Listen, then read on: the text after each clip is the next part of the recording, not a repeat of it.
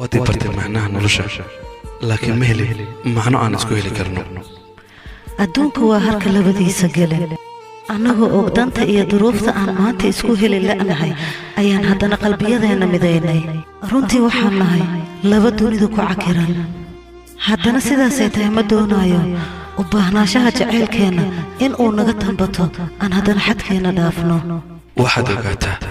qadarku waa mid uu alle mas-uulka yahay anagoo aanan diidin waa inaan yeelna iswaayeyna xitaa haddii uu dhab noqdo laakiin ogow dhinac walbana adduunka uga noolnahay in ay qalbiyadeena wada midaysan yihiin kumanaan sano oo hadda ka dhiman haddii ay suuro gasho inaan adiga ku helayo ogow inaan ahay ruux kuu baahan hubaan waxaa cad in aad noqotay dareemaha nolosheeda xitaa haddii ay dhacdo nolosha in ay siiso ruux kale waxaad qalbigayga ku yeelanaysaa dareemo kuu gaar ah oo niyadda kuugu xiran weliba anigoo aaminsan in aad maalin un furi doonto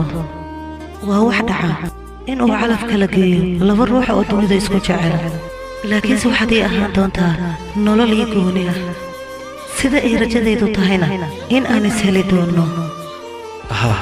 laakiin waxaasoo idil waxaa ka horeeya in aan isku sabarno misna aan nafteenna xusuusinno waxa aan loo rafaadin in aan lagu dheersan ma og tahay dhowr su'aal ayaa maskaxdeeda ka guuxaaya misna afkayga kama sheegan karo maxaad dadka kala dheer tahay maxay sidaan oo dhan niyaddayda kuugu jeclaatay maxaa gooniya hodi siisay ma dareemi kartaa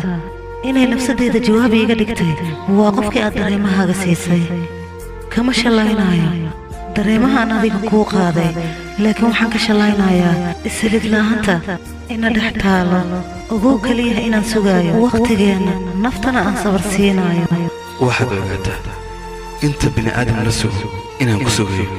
inta qof la jeclaadana waan ku jeclahay wakhtiga laba isbarta kala weeciya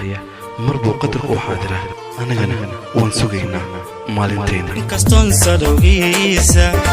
dooq isan yaday haatan urda seexad la diiday sorna aan cun waaye samirkayma hungoobo waan ku sii sugayaaye xilligeenu samaadiyo saadashaa xigi doonta xilligeenu samaadiyo saadashaa